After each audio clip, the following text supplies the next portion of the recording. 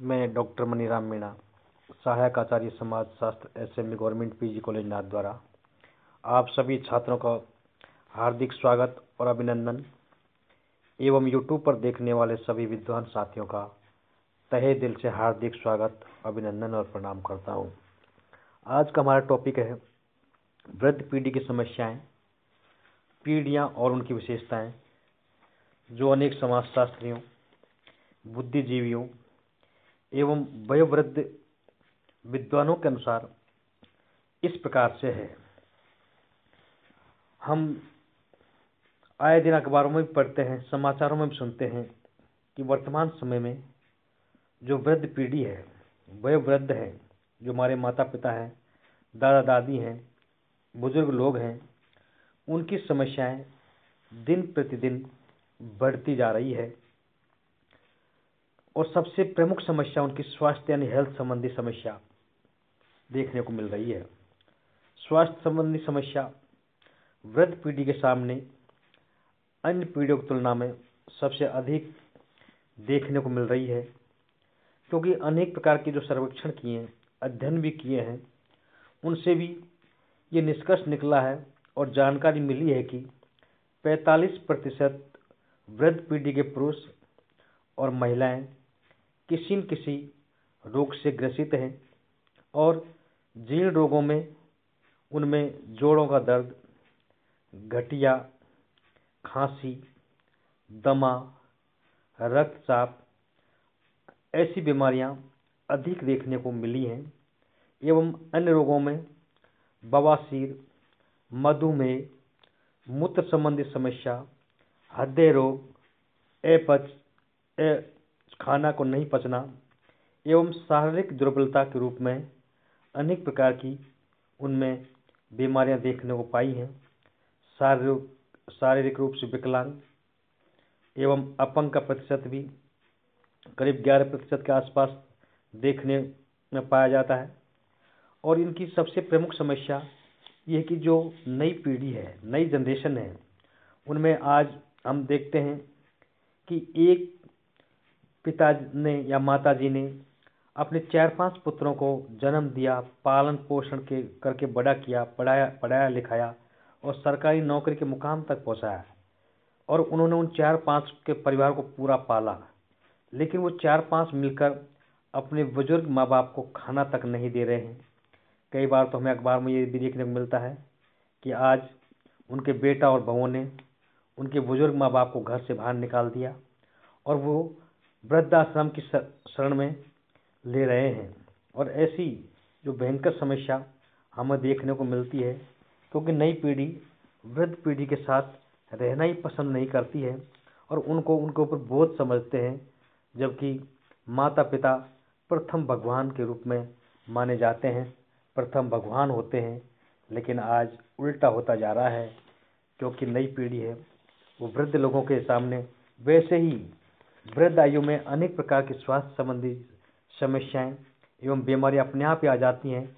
दूसरी ओर उनको परिवार में उनके संतान के द्वारा, उनके बेटे बहुओं के द्वारा उनको उचित देखभाल नहीं मिल पाने के कारण, उनकी सेवा कोई नहीं करने के कारण भी उनकी और समस्याएं बढ़ती जा रही हैं, जो अनेक प्रकार से हम देख रहे हैं। वृद्ध पीढ़ी की समस्याएं, प्रॉब्लम ऑफ ओल्डर जनरेशन, जो विस्तार पूर्वक इस प्रकार से हैं। वृद्ध पीढ़ी की समस्याएं, प्रॉब्लम्स ऑफ ओल्डर जनरेशन, अधिकतर देखने में आया है या हम देखते हैं व्यवहारिक तौर पर पीढ़ियों के संघर्ष में वृद्धों की पीढ़ी में अनेक प्रकार के संघर्ष आए दिन हम देखते हैं और वो संघर्ष देखे जा रहे हैं और देखे जा सकते हैं, क्योंकि भारतवर्ष में वृद्धों की स्थिति बहुत ही कष्ट में, दयनीय एवं कष्टों से भरी हुई देखने को मिल रही है। यदि विगत वर्षों की हम बात करें तो वृद्धों की जनसंख्या में भी तेजी से वृद्धि हो रही है, क्योंकि वृद्ध होना एक प्रकृति का नियम है। जिस बच्चे ने आज जन्म लिया है, वो बच्चे के बाद में वो किशोर आयु प्राप्त करेगा, उसके बाद में वो युवा होगा, फिर प्रौढ़ होगा, और अपने आप ही वो वृद्ध भी होगा। और जैसे जैसे वृद्ध होगा तो अपने आप ही वृद्ध एक संघर्ष का जीवन है। वृद्ध होना ही अपने आप में एक संघर्ष है, क्योंकि वृद्ध लोग बदलती हुई परिस्थिति में अपने आप को डालने और अनुकूलन करने में अनेक कठिनाइयों का अनुभव करते हैं। वृद्धों के प्रति पूर्वाग्रह एवं पक्षपातपूर्ण व्यवहार के कारण संघर्ष की स्थिति देखने को मिलती है और संघर्ष की स्थिति पैदा होती है। वृद्ध लोग स्वयं और दूसरी छोटी पीढ़ियों के लोग भी वृद्ध लोग शब्द को अपमानजनक अर्थ में लेते हैं। वृद्ध लोगों से सम्मानीय भाषा में उनसे व्यवहार किया जाता है, तो वृद्ध, वयोवृद्ध, बुजुर्ग, वरिष्ठ नागरिक जैसे शब्दों से उन्हें संबोधित किया जाता है। सामान्य बोलचाल और व्यवहार में वृद्ध उन लोगों को कहा जाता है जिन्होंने एक विशेष आयु सीमा को पार कर लिया है। विकसित देशों में जिन लोगों ने कम से कम 65 वर्ष की आयु पूर्ण कर ली हो, उन्हें वृद्ध लोगों की श्रेणी में रखा जाता है, जबकि भारत और विकासशील देशों में जिन्होंने 60 वर्ष की आयु पूरी कर ली हो, उन्हें वृद्ध लोगों की श्रेणी में माना जाता है। वृद्धावस्था एक ऐसी जटिल और कालक्रमिक प्रक्रिया को माना जाता है जिसमें जैविक, मनोवैज्ञानिक और सामाजिक पक्ष होते हैं। वृद्धों की आज प्रमुख समस्या समाज में असामंजस्य के कारण बढ़ती जा रही हैं।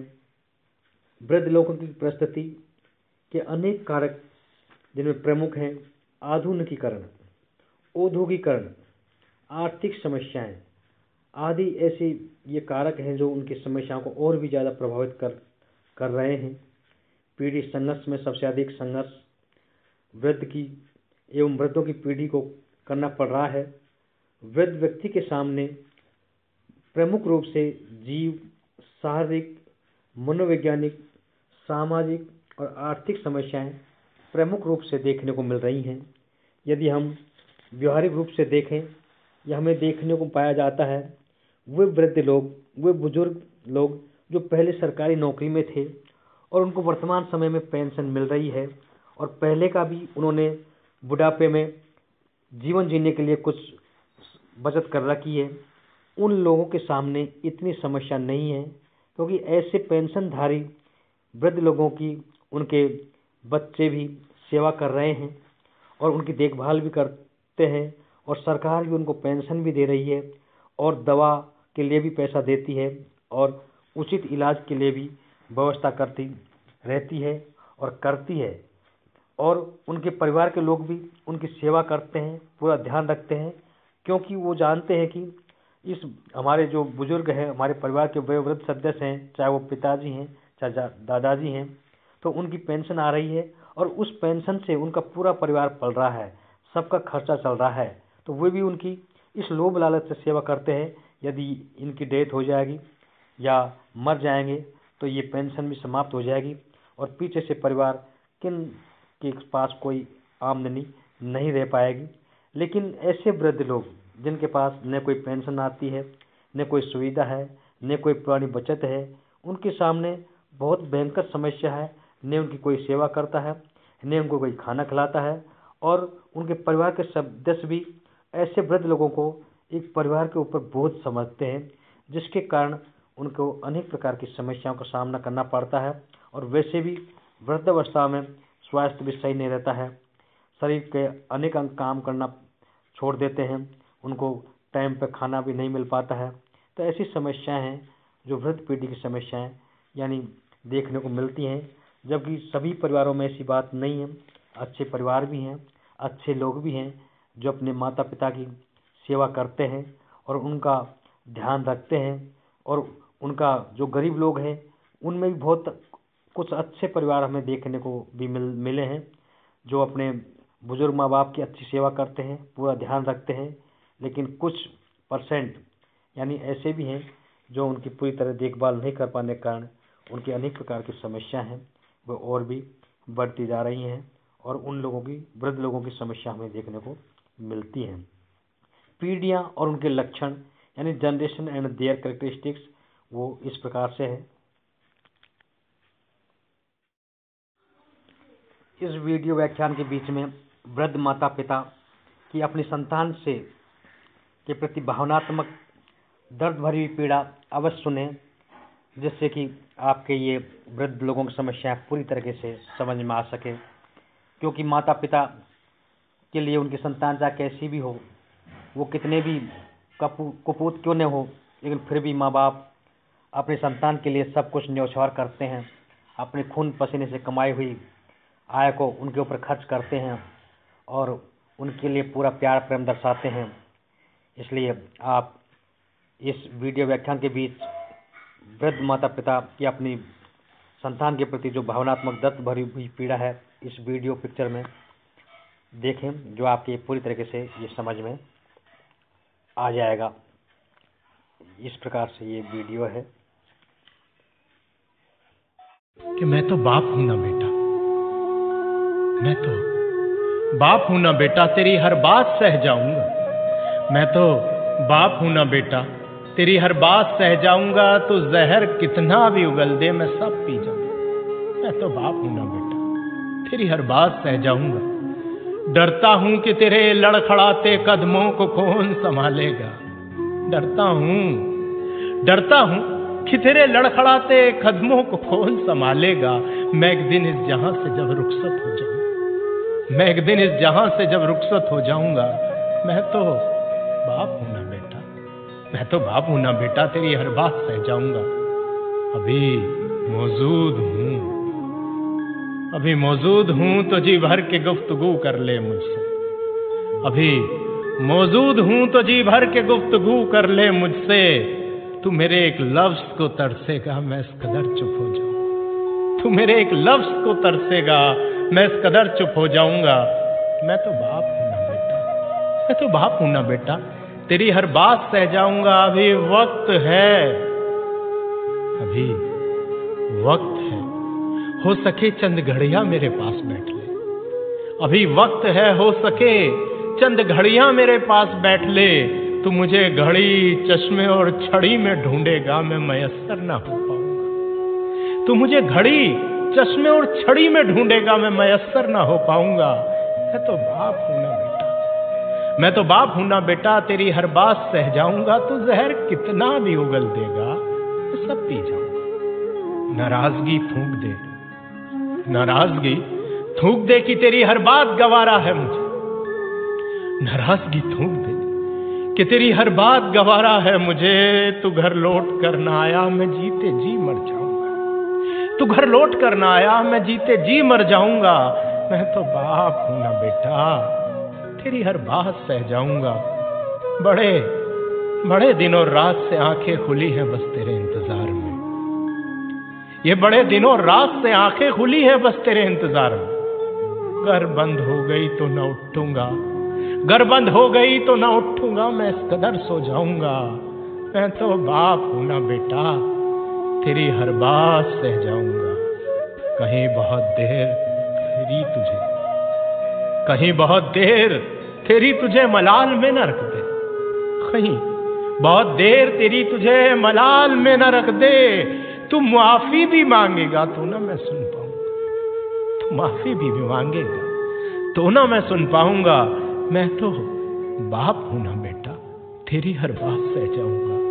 तू जहर कितना भी उगल दे, मैं सब पी जाऊंगा। तू जहर कितना भी उगल दे, मैं सब पी जाऊंगा। मैं तो बाप हूं ना बेटा, तेरी हर बात सह जाऊंगा, तेरी हर बात सह जाऊंगा। नमस्कार साथियों, पुनः आपका स्वागत है मन से मन तक में। वो उन बेटों के लिए है जो अपने घर को छोड़कर, पिता को छोड़कर चले जाते हैं। तो पिता कभी कह नहीं पाता, माँ अपनी सारी बातें कह देती है, किंतु एक पिता के ऊपर क्या गुजरती है, उसका क्या एहसास होता है, वो आपसे साझा करना है, समझने की कोशिश करें।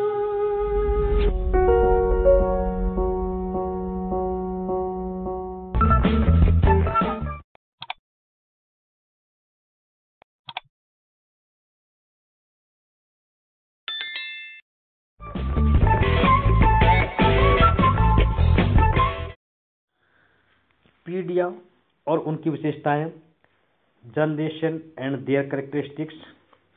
जो वृद्ध पीढ़ी है, उन पीढ़ियों की उनकी जो लक्षण विशेषता हैं वो भी अनेक प्रकार से देखी जा सकती हैं, क्योंकि व्यक्ति अपने जीवन में बाल्यावस्था, युवावस्था एवं प्रौढ़ावस्था को पार करके वृद्धावस्था में पहुंचता है, और जिसके कारण उसके दैनिक व्यवहार में बहुत से परिवर्तन आते हैं और वे संघर्ष में माने जाते हैं। जैसे जैसे व्यक्ति का बाल्यावस्था से विकास होता है और जो जीव शारीरिक क्षेत्र में परिवर्तन आते हैं, उसी प्रकार विभिन्न पीढ़ियों में जो प्रजनन क्षमता की प्राप्ति और बाद में उसका ह्रास हो जाता है, उसी प्रकार शारीरिक शक्ति में वृद्धि भी होती है, लेकिन बाद में वह ह्रास हो जाता है। कोशिकाओं एवं कार्यों की शक्ति में वृद्धि होती है, उसके बावजूद उम्र के साथ वृद्धावस्था में उनका ह्रास हो जाता है। व्यक्ति अपनी पीढ़ियों की अवस्था का भी सामना करता है। इस प्रकार युवावस्था से प्रौढ़ावस्था में रोगों से संबंधित अल्पता से अधिकता की ओर अग्रसर होता है। व्यक्ति के युवावस्था और प्रौढ़ावस्था में रोग उत्पन्न नहीं होते हैं, लेकिन जैसे ही वो वृद्धावस्था में पहुंचते हैं, अनेक प्रकार के रोग एवं बीमारियां उनके शरीर में घर कर लेती हैं। बाल्यावस्था या बालकाल से ही वृद्धावस्था तक मनोवैज्ञानिक दृष्टि से भी हम अनेक प्रकार की स्थितियां देखने को मिलती हैं, क्योंकि प्रारंभ में व्यक्ति में बोध क्षमता का विकास होता है और बोध क्षमता का विकास करता है, लेकिन जीवन के लक्ष्यों और आत्म पहचान की प्रक्रिया से भी उसे गुजरना पड़ता है, और धीरे धीरे जैसे जैसे वो वृद्ध होता है, उनके जीवन के लक्ष्य अल्प और संकुचित होते जाते हैं और उनकी परिस्थिति और जीवन उसमें नकारात्मकता सा प्रतीत होने लगता है, क्योंकि सामाजिक क्षेत्र में भी विस्तार और संकुचितता, वृद्धि और ह्रास अनेक आयामों में देखी जा सकती है। और जब व्यक्ति युवा पीढ़ी से वयस्क होता है, तो सामान्य क्षेत्र में उसके पारस्परिक क्रियाकलापों के क्षेत्र, व्यवसाय, विभिन्न कार्य, विवाह, परिवार का पालन पोषण आदि में वृद्धि हो जाती है और उनका वो जिम्मेदारी भी निभाता है। लेकिन वह अनेक सामाजिक संगठनों का उस समय वो सदस्य भी बन जाता है। लेकिन जैसे जैसे वो अधेड़ पीढ़ी की ओर या वृद्ध पीढ़ी की ओर या वृद्धावस्था की ओर अग्रसर होता है, वैसे वैसे उसके विभिन्न क्षेत्रों में की जो गतिविधियां हैं, कार्यकलाप हैं, जिम्मेदारियां हैं, अनुभविक क्रियाएं हैं आदि में भी वृद्धि होती चली जाती है, और अंत में वृद्ध पीढ़ी में पहुंचने पर इन सब क्षेत्रों में या तो भूमिकाएं समाप्त हो जाती हैं या शक्ति और कर्तव्यों में ह्रास हो जाता है, जिसके कारण युवा पीढ़ी, प्रौढ़ पीढ़ी और वृद्ध पीढ़ी में सामंजस्य की क्षमता में वृद्धि और ह्रास देखने को मिलता है, और जिससे युवावस्था, प्रौढ़ावस्था की पीढ़ी वृद्ध पीढ़ी के बीच सामंजस्य नहीं बैठा पाती है, जिसके कारण ही अनेक प्रकार की समस्याएं वृद्ध लोगों के सामने उत्पन्न होती हैं, क्योंकि वृद्ध अवस्था में वो केवल उनके पास अनुभव होता है, जीवन का पूरा नज़ारा होता है, लेकिन उसके बाद भी उनके सामने अनेक प्रकार की समस्याएं